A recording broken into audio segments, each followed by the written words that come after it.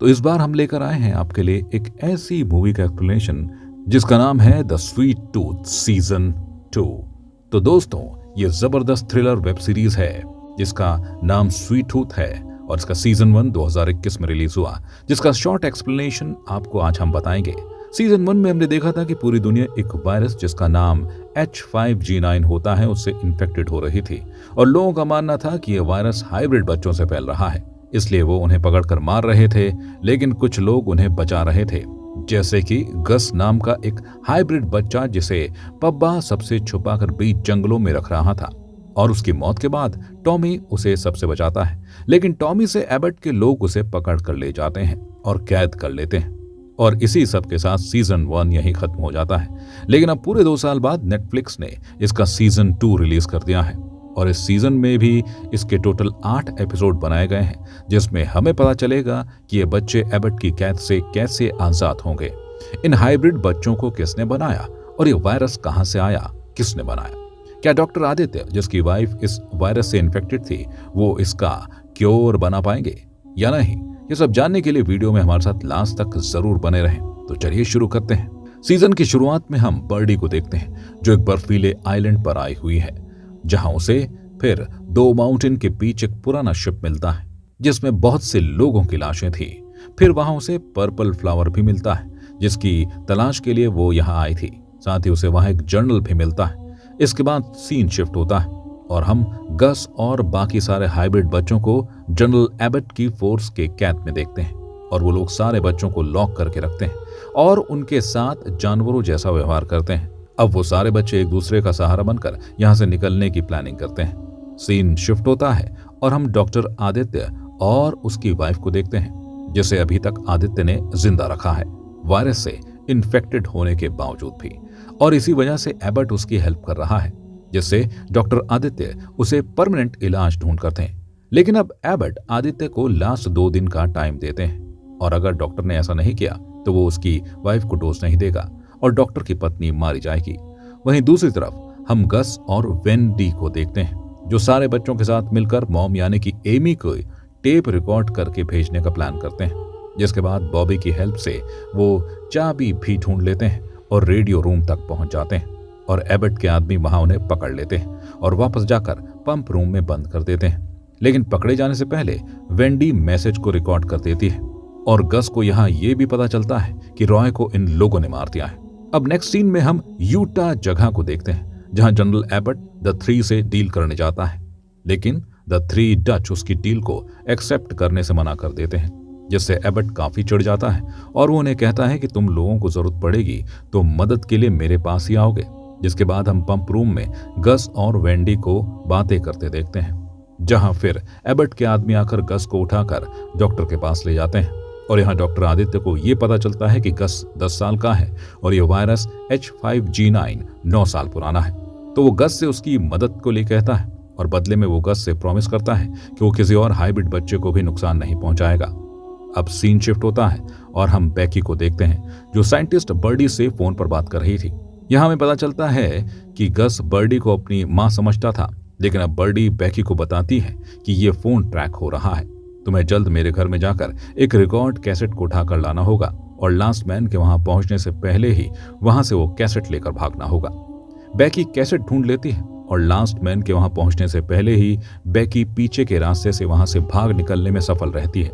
Next scene में हम Amy और गस के दोस्त टॉमी को देखते हैं जो बच्चों को बचाने के लिए जू तक पहुंच तो जाते हैं, पर बच्चों के पास पहुंचने से पहले ही वो एबट के लोगों के द्वारा पकड़े जाते हैं, जिसकी वजह से उन्हें बच्चों के बिना ही वहां से वापस लौटना पड़ता है। लेकिन जाने से पहले टॉमी गस के लिए एक टॉय वहां छोड़ जाता है, जिससे बच्चों को पता लग जाता है कि एमी को उनका मैसेज मिल गया है और वो उन्हें बचाने वापस जरूर आएगी। फिर हम गस की दोस्त बेयर को देखते हैं जिसे टॉमी का जैकेट मिला है और उसके साथ ही बर्डी की एक तस्वीर।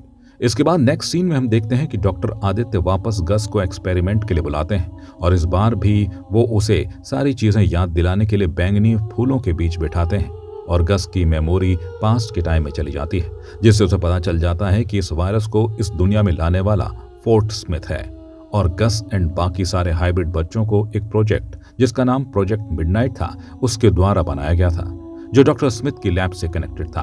फिर हम बेयर को देखते हैं जो अपने आगे का सफर जॉर्डन नाम के एक लड़के के साथ तय करता है। सीन अब एमी और टॉमी पर शिफ्ट होता है जो जू में छिपकर एक ट्रक को ठीक करने की कोशिश कर रहे हैं, जहां फिर एक ड्रोन आकर उन्हें कैप्चर कर लेता है, जिसके बाद वो दोनों ट्रक को स्टार्ट करके वहां से निकलने की कोशिश करते हैं। जहां दूसरी तरफ बच्चों को लगता है कि वो दोनों इन्हें बचाने आ रहे हैं, पर जब इन लोगों को ये पता चलता है कि वो दोनों इनके बिना ही यहां से बाहर निकले तो वो सब काफी उदास हो जाते हैं और एमी और टॉमी प्लान बनाते हैं कि हमें बच्चों को छुड़ाने के लिए एक मजबूत टीम की जरूरत पड़ेगी। टॉमी कुछ तो बंदों को जानता था जो उनकी मदद कर सकते हैं, वहीं दूसरी तरफ सारे बच्चे वहां से भागने के लिए खुद ही प्लानिंग करने लगते हैं, जिस पर गस उनको बताता है कि वो सब जंगल के बीच उनके घर जा सकते हैं जहां उनके पापा ने उन्हें छुपा कर रखा था।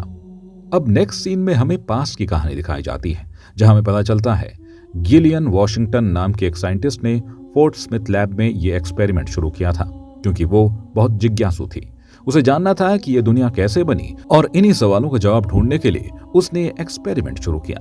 अब हम गस को पंप हाउस में सभी बच्चों के साथ देखते हैं, जहां वो सभी बच्चों को अपने दोस्त बेयर की कहानी सुनाता है, उसकी फाइटिंग स्किल्स के बारे में बताकर उन्हें थोड़ा खुश करता है। और वहीं दूसरी तरफ डॉक्टर आदित्य फोर्ट स्मिथ के बारे में और जानकारी जुटाने के लिए निकल जाता है, क्योंकि उसको लगता था कि अब वही जाकर ये सब खत्म होगा। टॉमी और एमी फैक्ट्री टाउन पहुंचते हैं जो एक फ्री टाउन होता है, यानी कि एबट यहां नहीं आ सकता, बट वहां टॉमी को उसके दोस्त नहीं मिलते। तभी एमी टॉमी को बताती है कि वो कुछ लोगों को जानती है जो उनकी मदद कर सकते हैं। वो उनसे कभी मिली नहीं, बस रेडियो पर बात होती थी। वो लोग उसके बच्चों को ट्रांसपोर्ट करते थे, जिसके बाद एमी उन लोगों से फोन पर बात करती है और उनसे मदद मांगती है। वहीं दूसरी तरफ बेयर और जॉर्डन एक दूसरे के बारे में जानते हैं, जहां बेयर को पता चलता है कि उसका दोस्त जॉर्डन लास्ट मैन आर्मी का मेंबर बनने जा रहा है, क्योंकि जॉर्डन के हिसाब से जो पैसा खाना दें वो लोग बुरे नहीं हैं और वो लोगों की मदद कर रहे हैं। सीन अब डॉक्टर आदित्य और गस पर शिफ्ट होता है। यहाँ डॉक्टर आदित्य गस और एबट की आर्मी के साथ उसी लैब में पहुंचते हैं ताकि उन्हें वहां कुछ क्लू मिल सके, लेकिन उन्हें वहां कोई क्लू नहीं मिलता और आखिर में परेशान होकर आर्मी वाला उन्हें वापस चलने को कहता है। और तभी वहां एक हाइब्रिड क्रोकोडाइल आकर उन पर हमला कर देता है। पहले तो गस उससे डर कर भागने लगता है, लेकिन खुद को काफी कंट्रोल करके अपने डर पर काबू पाकर गस उससे बात करता है और उसे शांत कराता है, क्योंकि क्रोकोडाइल भी उन्हें देखकर डर जाता है। हाइब्रिड क्रोकोडाइल गस को अपना नाम पीटर बताता है और तब तक आर्मी वाले क्रोकोडाइल को बेहोश कर उसे अपनी कैद में कर लेते हैं। अब सीन लास्ट मैन आर्मी के जनरल एबट पर शिफ्ट होता है, जो उसी शहर यानी कि फ्री टाउन पहुंच जाता है जहां टॉमी और एमी थे। एबट यहां लोगों को बताता है कि उसने क्योर बना लिया है और अब वो लोग इन्फेक्शन से पूरी तरह ठीक हो जाएंगे। एबट ये सब इसलिए कर रहा होता है क्योंकि उसे अपने एवरग्रीन हाउसिंग प्रोजेक्ट के लिए खाना, पानी और बिजली की जरूरत होती है और इन सब के लिए उसे इन लोगों की जरूरत होती है और वो लोग अब एबट पर भरोसा कर लेते हैं और एबट उनसे उसकी आर्मी को ज्वाइन करने को कहता है। लेकिन एमी और टॉमी यह देखकर बहुत दुखी होते हैं क्योंकि वो समझ जाते हैं कि यह क्योर उनके बच्चों को मारकर बनाया जा रहा है। सीन डॉक्टर आदित्य और गस पर शिफ्ट होता है जो खुद को प्रोजेक्ट मिडनाइट की लैब में पाते हैं।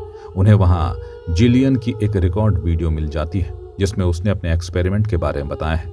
वो और बर्डी मिलकर इस प्रोजेक्ट पर काम कर रहे थे जिससे वो बीमारी के बिना ही एक अच्छी और लंबी जिंदगी गुजारने का तरीका ढूंढ सकें और साथ ही हर तरह की बीमारी का इलाज भी हो। और इसी एक्सपेरिमेंट के टाइम वो गस को बनाने में कामयाब हुई थी।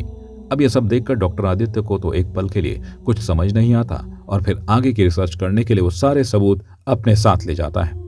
अब दूसरी तरफ हम बेयर को देखते हैं जो गस को ढूंढने के लिए लास्ट मैन आर्मी का हिस्सा बनकर जू तक पहुंच जाती है।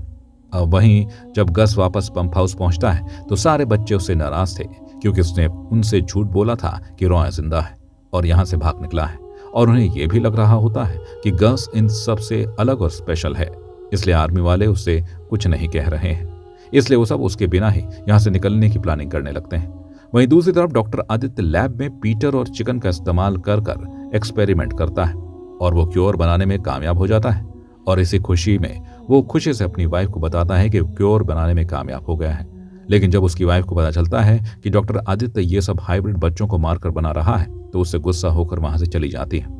अब सीन शिफ्ट होता है एमी और टॉमी की तरफ, जो एमी के दोस्तों के पास पहुंचते हैं और वो लोग इनकी मदद के लिए तैयार हो जाते हैं क्योंकि लास्ट मैन आर्मी को हराकर उन्हें बहुत सारा खाना और पैसा मिलेगा।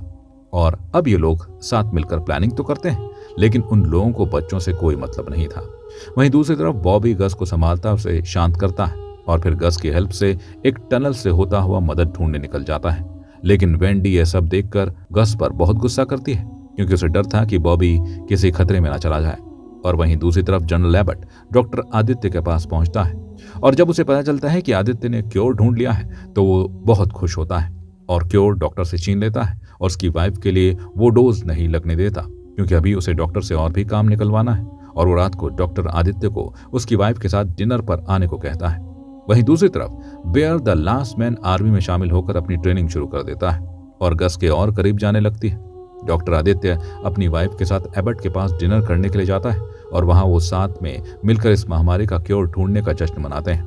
वहीं सीन शिफ्ट होता है एमी, जो बार बार टॉमी से उसके पास में पूछती रहती है, जहां टॉमी फिर उसे बता देता है कि वो भी लास्ट मैन आर्मी का हिस्सा था, क्योंकि एबट ने उसे वादा किया था कि वो उसके बच्चे और वाइफ को ढूंढने में उसकी हेल्प करेंगे, और इसी वजह से उसने बहुत से हाइब्रिड बच्चों को पकड़ा था और उनमें से शायद एमी का भी कोई बच्चा हो सकता है। लेकिन जब उसे एहसास हुआ कि वो गलत कर रहा है तो उसने काम छोड़ दिया और उसके बाद वो गस से मिला, और ये सारी बातें सुनकर एमी काफी दुखी हो जाती है और टॉमी पर गुस्सा करके वहां से चली जाती है। वहीं दूसरी तरफ आर्मी के लोग वो टॉय देख लेते हैं जिसे टॉमी ने गस के लिए भेजा था, और ये देखकर वो लोग अंदर आ जाते हैं और बच्चों को डराकर उनसे सच जानने की कोशिश करते हैं, जहां उनकी बातें सुनकर गस को पता चल जाता है कि पीटर मारा गया, जिसे सुनकर वो गुस्से में अपनी हॉर्न्स को आर्मी वालों में घुसाकर वहां से निकलता है और जाकर जनरल एबट से टकरा जाता है।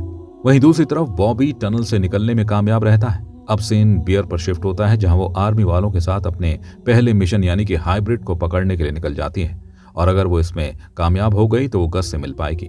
वहीं दूसरी तरफ एमी और उसकी टीम पूरी तरह से तैयार है हमले के लिए और वो वहां से निकल पड़ते हैं, पर एमी टॉमी को अपने साथ ले जाने से मना कर देती है। लेकिन टॉमी गस की हेल्प करने कैसे नहीं जाता, इसीलिए वो बस को लेकर एमी के पीछे निकल जाता है। तो दोस्तों, आज की वीडियो में बस इतना ही। वीडियो लंबी होने की वजह से मैंने इसमें 4 एपिसोड ही एक्सप्लेन किए हैं, लेकिन आप कहीं जाइएगा नहीं, बहुत सारे सवालों के जवाब और बच्चों की रिहाई होना भी बाकी है। तो तब तक चैनल को सब्सक्राइब और वीडियो को लाइक कमेंट शेयर जरूर कर दें। जल्द ही हम मिलेंगे अगली वीडियो के आगे के एपिसोड्स के साथ। तब तक के लिए स्टे ट्यून्ड। Thank you.